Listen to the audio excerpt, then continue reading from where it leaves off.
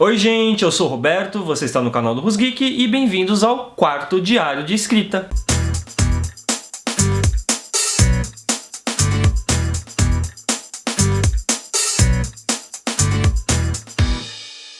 No vídeo anterior eu falei para vocês que eu finalmente terminei o livro. Yay, certo? Não, pois esse é o momento que eu mais temia. Chegou a hora em que eu tenho 100 mil palavras de coisa escrita e penso comigo mesmo, meu Deus do céu, o que eu vou fazer com elas? Pois é sobre justamente essa crise que se instalou na produção do meu livro que eu quero conversar com vocês hoje, sobre os meus maiores medos e os meus grandes desafios. Ou vocês achavam que só ia ter coisa boa nesse diário? Logo de cara eu falei que ia ter choro. Preparem-se. No segundo diário de escrita eu falei para vocês de uma dica dada pelo maravilhoso escritor Ernest Hemingway. Ele disse que não existem bons escritores, ele disse que apenas há bons reescritores e que todo primeiro rascunho é uma merda. Eu realmente acho que ele tinha razão nesses dois aspectos e eu acredito que chegou finalmente o momento de eu descobrir se eu tenho o que é necessário para me tornar um escritor ou não. Aqui está meu manuscrito, olha que beleza, são 304 páginas de pura emoção e selvageria e o peso de uma criança de 8 anos, alguém me ajude, pelo amor de Deus. Recentemente, uma escritora brasileira, essa eu conheço ela pessoalmente, chamada Julia Moon, disse uma coisa muito bacana numa palestra que eu compareci no começo deste ano. Ela disse que você se sente realmente um escritor quando você vê o seu trabalho impresso. Eu acho que ela tem razão. Quando eu imprimi meu manuscrito, eu pensei comigo mesmo, meu Deus, eu escrevi isso aqui. Ele tem peso, ele tem textura. Ele não é mais um monte de informações digitais dentro de um computador. Ele adquiriu corporeidade. E eu me senti estarrecido, eufórico, completamente apavorado, como se a coisa de repente tivesse deixado de ser uma brincadeira que eu compartilhava com vocês e se tornasse uma coisa real, palpável, física. E aí veio minha primeira grande crise como escritor. Eu pensei, meu Deus, eu vou ter que reler isso tudo. E aí vieram as crises seguintes. Meu Deus, tá uma porcaria. Meu Deus, eu preciso reescrever isso tudo. Meu Deus, eu preciso começar do zero.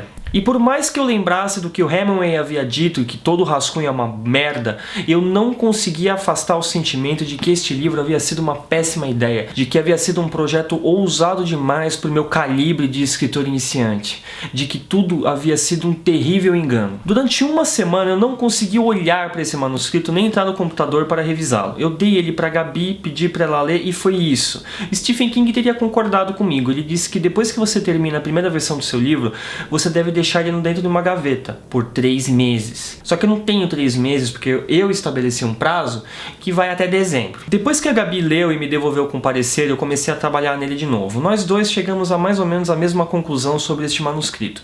Tem uma história aqui, mas não tem um livro. Como assim? Para isso aqui se tornar efetivamente um livro, ele precisa ser lapidado. O que eu tenho aqui são os contornos gerais da história e o delineamento dos personagens, como eles são, o que acontece. Para que eles se tornem efetivamente parte de um livro, eles precisam ser revisados, eles precisam ser reescritos, eles precisam ser editados. Aí, quem sabe isso aqui vai virar um livro de verdade. A Gabi, pelo menos, gostou. Quer dizer, é isso que ela me diz, né? Eu espero que ela não diga isso só porque ela é minha namorada. Ela falou que a história tá legal. No entanto, eu sempre falo a gente, mas na verdade sou eu. Eu tive que reescrever algumas coisas. O livro tem 28 capítulos e os capítulos 10 ao 13 precisaram de muito trabalho, bem o miolo da história. O 13º capítulo eu reescrevi ele quase que inteiro. Eu acho que ficou melhor, mas isso é uma constatação para uma outra hora. Então eu devolvi esses capítulos para a Gabi ler e enquanto ela lê eu vou vendo as anotações que ela fez no manuscrito. Minha ideia é fazer essa revisão em mais ou menos 3 dias, porque depois disso eu vou pegar o trabalho e vou reescrever ele inteiro, o que não significa que eu vou deletar tudo e escrever do zero. Significa que eu vou fazer todas as alterações que eu quero fazer na história que eu achei que faltaram na primeira versão. Eu mesmo fiz alguns apontamentos e a Gabi fez outros e alguns eram muito interessantes. Por exemplo, ela reparou que eu fazia descrições excessivas com relação aos aspectos físicos da minha protagonista. E ela me chamou a atenção e falou assim, se ela fosse um homem, você escreveria ela desse jeito? E eu fiquei pensando a respeito e falei assim, não faria. Então eu deletei essas descrições do livro. Eu, como homem, conforme eu ia escrevendo, eu nem percebia que essas descrições eram desnecessárias, eu só ia escrevendo. Foi só quando a Gabi leu que eu percebi que elas não tinham razão de ser. Eu julguei que alguns personagens estão pouco desenvolvidos, algumas situações não foram bem exploradas e algumas descrições estão exageradas. Algumas reações de determinados personagens não estão plausíveis. E essas são coisas que a gente só vai perceber quando chegar a hora de reescrever o livro. Eu antevejo 2, 3 semanas no máximo para fazer isso. E depois, adivinhem só, eu ainda tenho que escrever a segunda parte do livro. E se você está acompanhando os diários desde o começo, você sabe que parte do livro se passa no século XIX. A verdade é que eu não faço a menor ideia de como eu vou fazer isso, então eu só vou explicar como é que eu estou fazendo no próximo vídeo. Mas eu já comprei alguns livros de História e Geografia do estado de São Paulo, livros sobre história da mulher, política e geografia do século XIX, só que eu ainda não tive tempo de lê-los. Algumas mudanças já estão acontecendo nessa segunda parte.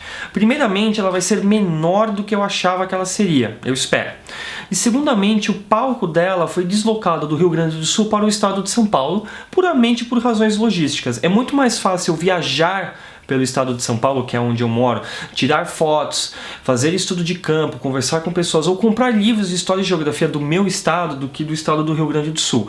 E mesmo assim eu não sei se eu vou ser capaz de fazer esse estudo presencial como eu gostaria de fazer. E eu não sei o quanto isso vai afetar o desenvolvimento do livro. Mas depois que eu fizer o meu estudo bibliográfico, eu acredito que eu vou estar mais inspirado para escrever essa parte. E depois que ela estiver escrita, eu e a Gabi vamos ver como melhor encaixá-la nessa primeira parte aqui. Mandar o manuscrito para a Gabi ler foi muito bom porque ela foi um termômetro para a história.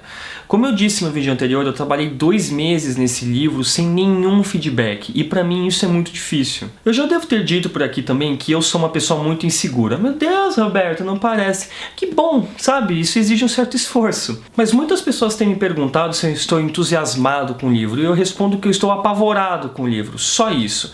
Às vezes o trabalho flui melhor, às vezes o trabalho flui pior, mas de qualquer modo o medo está lá. E medo do quê? Medo de tudo. Medo de ser um fracasso, medo de eu ser uma fraude, medo de o livro não ser bom, medo de as pessoas não gostarem dele, medo de eu estar calçando sapatos maiores do que os meus pés, medo de eu estar trabalhando num projeto ousado demais para as minhas habilidades. A Gabi tem me ajudado muito com isso, sério, ela é tipo minha terapeuta literária. E uma outra coisa que tem me ajudado muito a seguir em frente com esse projeto é um conselho que uma amiga me deu antes mesmo de eu terminar o primeiro rascunho. Ela me disse: Roberto, inspiração é trabalho.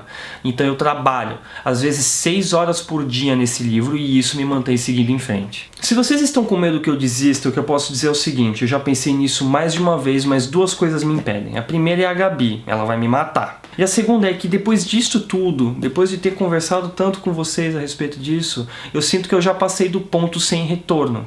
O jeito agora é ir até o fim. E é isso, gente. Obrigado por acompanhar a minha sessão de desabafo. Espero que vocês tenham gostado do vídeo.